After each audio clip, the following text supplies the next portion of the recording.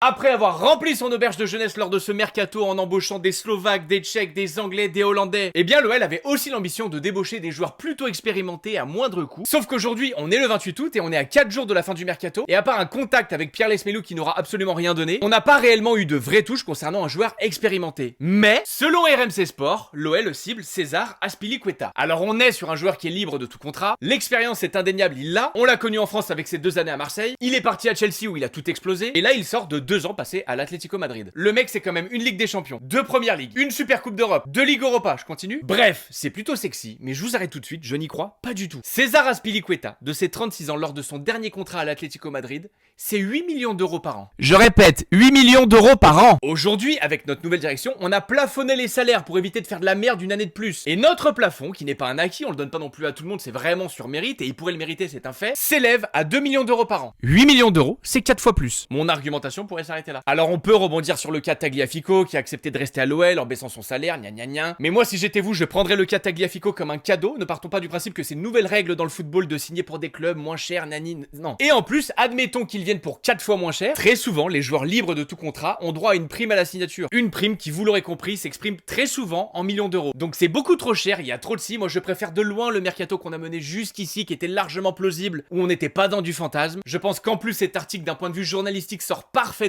au bon moment en veille de Classico. Bref, passons.